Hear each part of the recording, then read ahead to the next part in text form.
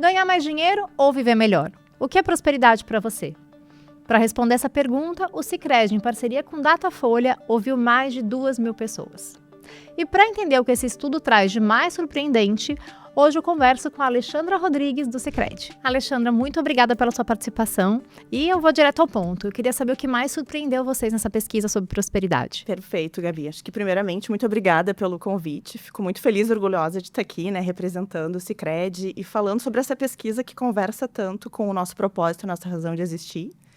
E sobre a tua pergunta, sobre o que mais surpreendeu, na verdade, mais do que surpresa, a gente teve algumas confirmações no decorrer dessa pesquisa, O primeiro ponto que eu gostaria de trazer é o quanto, apesar das dificuldades, o brasileiro ainda se sente próspero.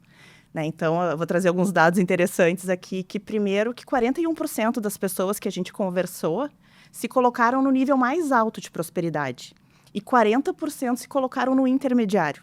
Então, tu vê, tem mais de 80% de pessoas aí com esse sentimento de prosperidade e de avanço, E isso conversa muito com o segundo ponto que eu gostaria de trazer, que é o quanto o conceito de prosperidade se ampliou através dessa pesquisa, revelando que o dinheiro aparece muito mais como um meio do que como um fim. Então, ele aparece muito mais como um grande habilitador de conquistas, de sonhos, mas outros conceitos como família, saúde, bem-estar, segurança, também acompanham a prosperidade para o brasileiro. Bem interessante. E eu queria voltar nesse primeiro ponto que você trouxe, de que 40% dos brasileiros se colocam no nível mais alto de prosperidade. Num país desigual como o Brasil, como é que vocês enxergam isso, esse otimismo, Ele é bom ou ruim? A gente percebe esse dado como positivo, mas ele precisa de uma contextualização. De fato, a dimensão econômica foi a que apareceu com maior peso para as pessoas que a gente conversou. Mas, ao mesmo tempo, muito mais coisas a gente descobriu, nesse caminho. Como eu comentei antes, as pessoas comentam muito sobre o dinheiro para habilitar sonhos. Então, o dinheiro para eu ter acesso a uma faculdade, o dinheiro como uma forma de eu realizar um sonho da minha família, ou como uma forma de eu empreender, ou de eu dormir tranquilo sabendo que eu paguei as minhas contas. E aí, eu acho que um dado também que corrobora muito esse achado foi que, na pesquisa, também a gente descobriu que as pessoas que têm ensino fundamental e ganham até 2 salários mínimos se sentem mais prósperas do que aquelas que têm ensino superior e ganham acima de 10 salários mínimos. Não é só sobre renda, sobre dinheiro, Exatamente. É sobre entender o dinheiro como um habilitador ali para atingir os objetivos. Exatamente, é o dinheiro muito mais como uma base, se a gente for pensar o que me habilita eu poder ser mais feliz, ou eu poder buscar evoluir, ou eu poder buscar os meus sonhos. E aí o dinheiro entra com esse papel que também é muito importante, de nos fazer chegar nesse lugar. Mas tu falando isso, até lembrei de uma coisa muito bacana que apareceu num grupo focal, que uma pessoa foi muito direta também no sentido de dizer que, mesmo com todo o dinheiro do mundo, se a saúde mental dela não estiver bem, ela não vai se sentir próspera. Então, a gente viu também isso na palestra que vocês trouxeram, com o professor de Harvard, que falou justamente que as pessoas se sentem, inclusive, mais felizes quando elas presenteiam alguém do que quando elas usam dinheiro para algo em benefício próprio, Quando a gente ouviu e fez essa escuta com as pessoas, uma das coisas que a gente fez foi criar grupos focais.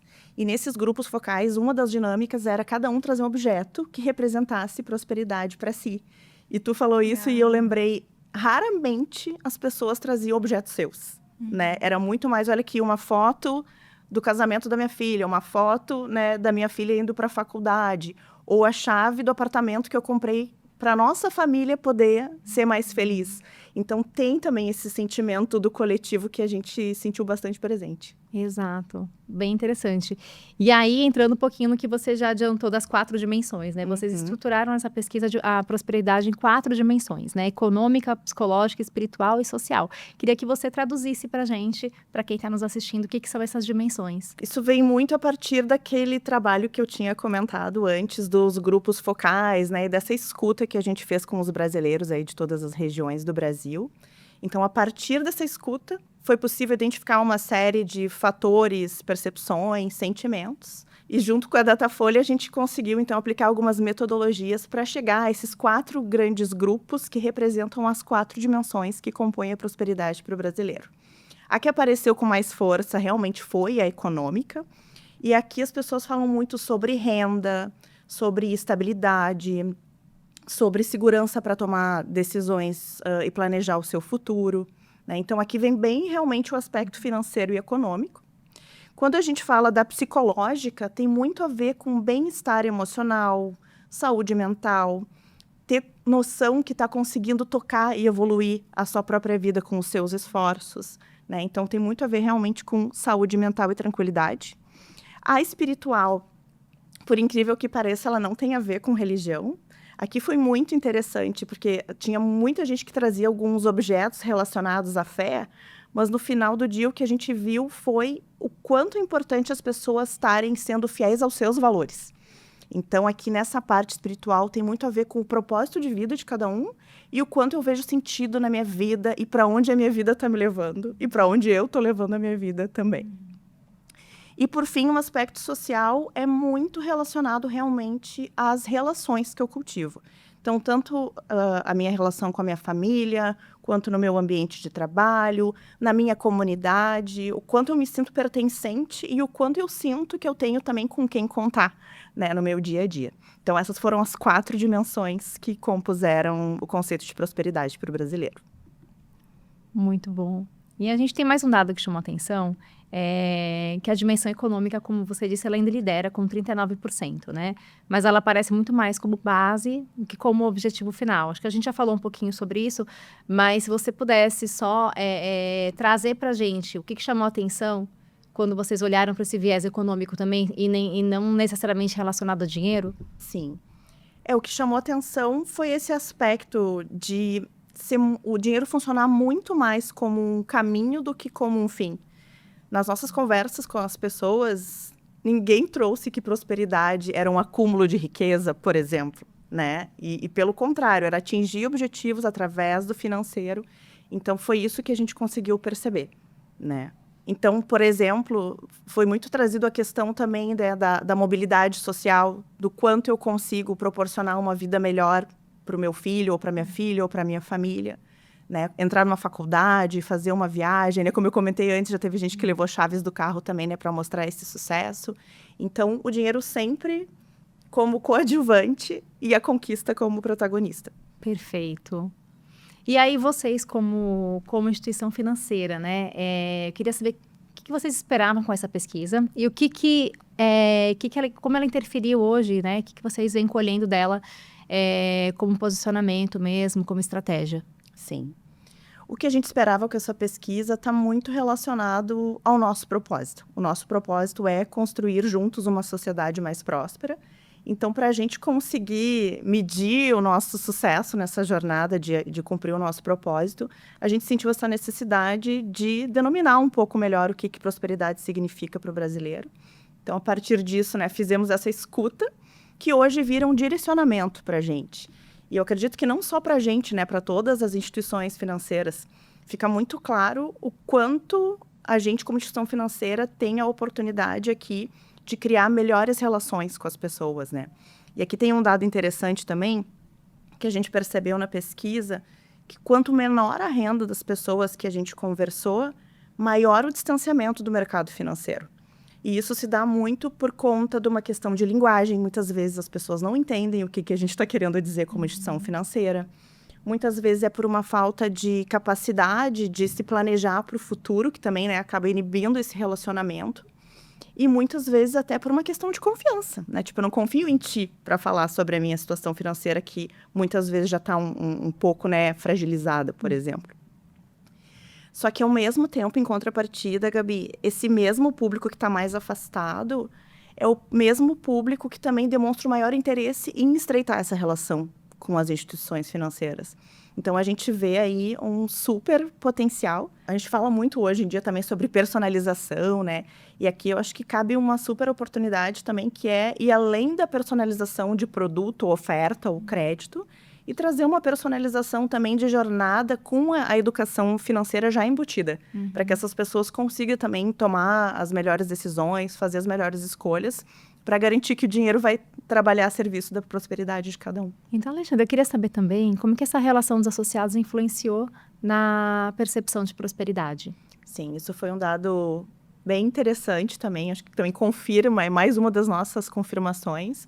Porque as cooperativas, por natureza e por missão, já têm esse viés de educação financeira, de intercooperação e de bem-estar para a comunidade. E isso se comprovou na pesquisa. Então, a gente percebeu ali que 86% das pessoas que se relacionam com o cooperativismo se sentem mais prósperas. E se a gente coloca uma lupa para olhar aquelas pessoas que têm relacionamento com o Sicredi, sobe para 92% essa sensação. Então, isso acaba corroborando a nossa missão. Considerando que a percepção sobre prosperidade, né, ela é um pouco diferente no caso dos associados a cooperativas, queria entender, no seu ponto de vista, por que é diferente, né, em relação a pessoas vinculadas a uma instituição financeira tradicional? Eu acredito que isso tenha muito a ver com o próprio modelo de negócio do cooperativismo de crédito. É muito interessante que até, eu não sei se tu conhece, mas o cooperativismo, ele é simbolizado por 2 pinheiros. Um pinheiro é o econômico e um pinheiro é o social. Então, essas 2 coisas já formam a base do nosso tipo de instituição financeira. E aqui, o econômico é uma forma de chegar no social, né? Então, a gente não tem clientes, a gente tem associados. E toda a parte econômica que roda dentro desse modelo de negócio tem retorno tanto para quem é associado, né? A gente não tem lucro, a gente tem a sobra que é dividida entre essas pessoas e também nas comunidades onde a gente está. Então, tangibilizando um pouco desse impacto que eu comentei sobre o modelo cooperativista, no ano que passou, a Fundação Sicredi investiu 1 milhão por dia, todos os dias do ano, em ações sociais. E, além disso, a gente conseguiu, via benefício econômico Sicredi, devolver 31,1 bilhões, né? O que significa 3,1 mil reais de retorno à economia por associado. Isso utilizando a metodologia indicada pelo Bacen. Então, acho que isso demonstra, né, muito bem o quanto o modelo cooperativo é uma resposta muito importante, sim, especialmente num país desigual, para que a gente consiga atingir cada vez mais essa prosperidade, que a gente entendeu que é um conceito muito mais complexo do que renda e que abarca outras coisas tão caras e importantes para o brasileiro. E aí vocês conversaram com 2.000 pessoas, né, pelo Brasil, em parceria com Datafolha. Eu queria saber desse grupo, quais eram as pessoas que se sentiam mais prósperas. Perfeito. Nessa pesquisa, a gente percebeu alguns padrões e as pessoas que demonstraram uma maior percepção de prosperidade foram principalmente as pessoas do Nordeste, as mulheres, pessoas 60 a mais, pessoas de renda mais baixa e pessoas que vivem no interior. Então, esses são os grupos, né, que demonstraram uma maior sensação de prosperidade. Especialmente quando a gente fala, né, das pessoas 60 a mais, é muito interessante perceber o quanto as pessoas, quando vão ficando mais velhas, elas também vão olhando para trás e para tudo aquilo que elas conquistaram e ficam com aquele sentimento, né, de olha tudo que eu evoluí, olha tudo que eu construí, tudo que eu vivi, tudo que eu compartilhei com a minha família e com a minha comunidade. E acho que aproveitando que a gente está falando também sobre passado, eu queria também trazer um dado bem interessante, que mostra, né, que fala muito sobre o otimismo também do brasileiro. Então, quando a gente ouviu as pessoas sobre o sentimento de prosperidade no passado, hoje e no futuro, foi trazido que hoje as pessoas se sentem mais prósperas do que ontem, mas menos do que amanhã. Então, existe sim, né, esse otimismo que leva para eu me sentir mais próspera no futuro. Para a gente finalizar, eu queria que você resumisse em uma frase o que é prosperidade hoje para o brasileiro. Olha, Gabi, acho que tendo em vista o que a gente descobriu com a pesquisa, eu diria que prosperidade é viver bem em diferentes aspectos. Tendo segurança financeira, cultivando boas relações, com saúde mental e vendo sentido naquilo que se faz. E para você? De verdade, participando da pesquisa como eu participei, estando nos grupos focais como eu estive em alguns, eu acredito que o que mais me impactou e o que mais me fez conectar com prosperidade é a sensação de estar em movimento, de estar evoluindo. Então, em cada conversa que a gente teve, ficou muito nítido esse apetite a estar sempre evoluindo, conquistando coisas e, mais do que conquistando coisas para si mesmo, essa conquista do coletivo, né? Então, o quanto prosperidade, assim como felicidade, é melhor quando compartilhada. Então, para mim, acho que isso resume bastante bem o conceito de prosperidade. Alexandra, foi um prazer te receber aqui na Exame, mas muito obrigada pelos insights, pela sua presença. Foi um prazer. Obrigada, eu que agradeço.